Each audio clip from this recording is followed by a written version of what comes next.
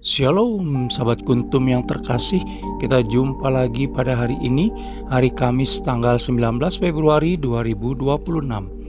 Hari ini adalah hari Kamis sesudah Rabu Abu dengan warna liturgi adalah ungu. Kuntum pada pagi hari ini mengambil tema pemberitahuan pertama tentang penderitaan Yesus Kristus dan syarat-syarat mengikut Dia. Struktur bacaan kita pada pagi hari ini terdiri dari bacaan pertama yang diambil dari kitab Ulangan 30 ayat 15 sampai dengan 20, Mazmur tanggapan diambil dari kitab Mazmur 1 ayat 1 sampai dengan 4 dan ayat 6, bait pengantar Injil diambil dari Injil Matius 4 ayat 17, dan bacaan Injil pada pagi hari ini diambil dari Injil Lukas 9 ayat 22 sampai dengan 25. Bacaan Injil pada hari ini dapat dibaca pula dalam Injil Matius 16 ayat 21 sampai dengan 28 dan Injil Markus 8 ayat 31 sampai dengan Injil Markus 9 ayat 1.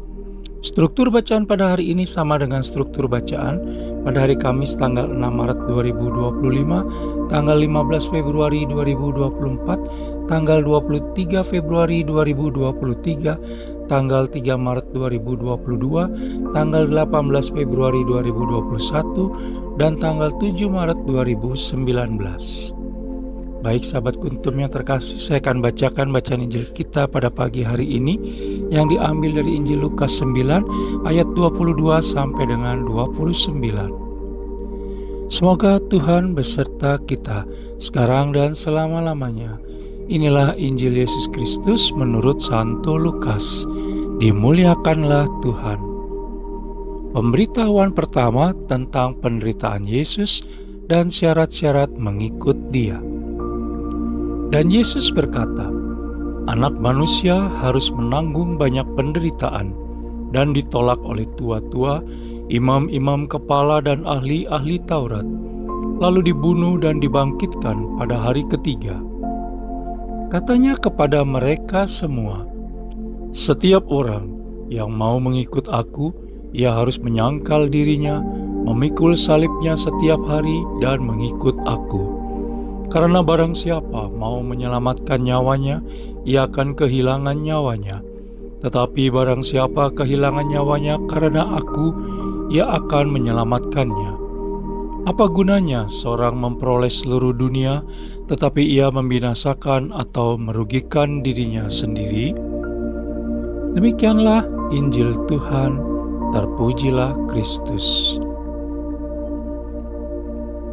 Sahabat kuntum yang terkasih, sebelum kita lanjutkan renungan kita pada pagi hari ini, jangan lupa untuk menekan tombol like dan subscribe yang ada di bawah video kuntum ini, agar kuntum dapat terus berkembang, bermanfaat dan mencerahkan sesama, kapanpun dan dimanapun. Bila Anda ingin membagikan renungan harian kuntum ini ke jaringan Anda, silakan Anda tekan tombol share yang ada di bawah video kuntum ini. Baik sahabat kuntum yang terkasih, mari kita lanjutkan renungan kita pada pagi hari ini. Penulis teringat pada periode 2015 sampai dengan 2020 saat penulis ditugaskan untuk memberikan sesi spiritualitas pelayanan awam di Keuskupan Agung Jakarta, sesi karakter building, dan sesi teamwork atau team building dalam berbagai kegiatan rekoleksi atau pembekalan pengurus paroki teritorial dan atau kategorial yang ada di Keuskupan Agung Jakarta sebagai anggota tim karya Pusat Pastoral Samadhi KAJ, anggota tim penelitian dan pengembangan paroki TPP Paroki di paroki tempat penulis berdomisili. Ada bagian penulis yang tidak pernah bosan untuk menyampaikan dan mengingatkan kepada para peserta saat itu. Bagian itu adalah budaya instan dalam kegiatan pelayanan dan kehidupan spiritualitas kita selama ini. I want the latest, the best, and I want it now. Konsep tersebut berlawanan dengan bacaan Injil pada hari ini yang diambil dari Injil Lukas 9 ayat 22 sampai dengan 25, di mana untuk mendapatkan kesempurnaan dibutuhkan proses yang seringkali tidak menyenangkan.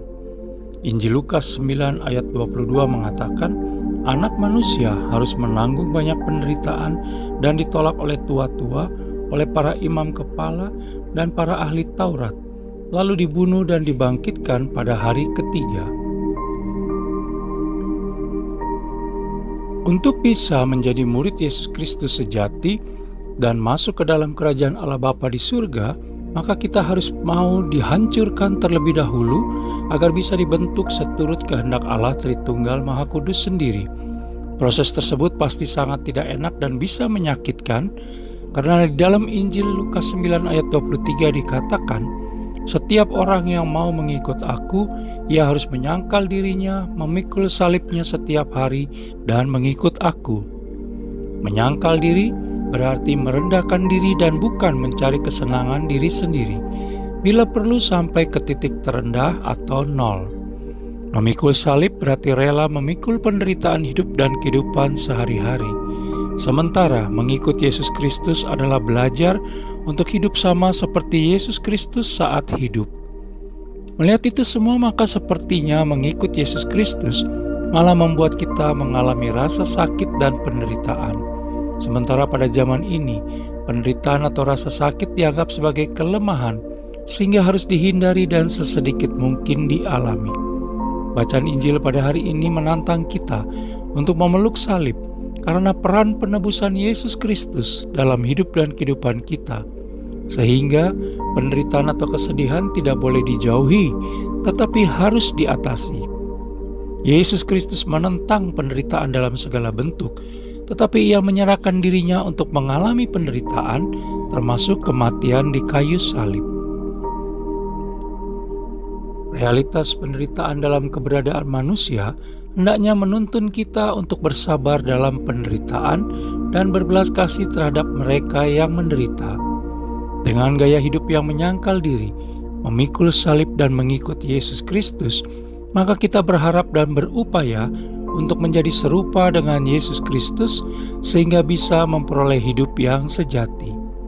Bila membaca di dalam bacaan pertama pada hari ini, yaitu Kitab Ulangan 30 ayat 15 sampai dengan 20, maka kita dijanjikan untuk hidup bertambah banyak dan diberkati oleh Allah Tritunggal Maha Kudus bila kita mengasihinya.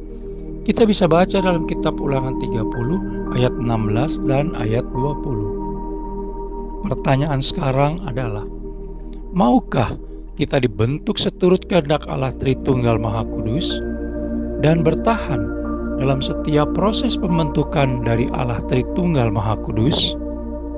Sahabat Kuntum yang terkasih, selamat beraktivitas. Semoga hidup dan kehidupan kita hari ini dibaharui oleh Allah Tritunggal Maha Kudus, karena kita siap dan pantas mendapatkannya.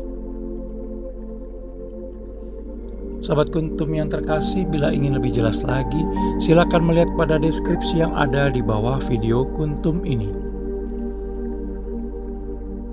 Jangan lupa untuk menekan tombol like dan subscribe yang ada di bawah video Kuntum ini, agar Kuntum dapat terus berkembang, bermanfaat dan mencerahkan sesama, kapanpun dan dimanapun.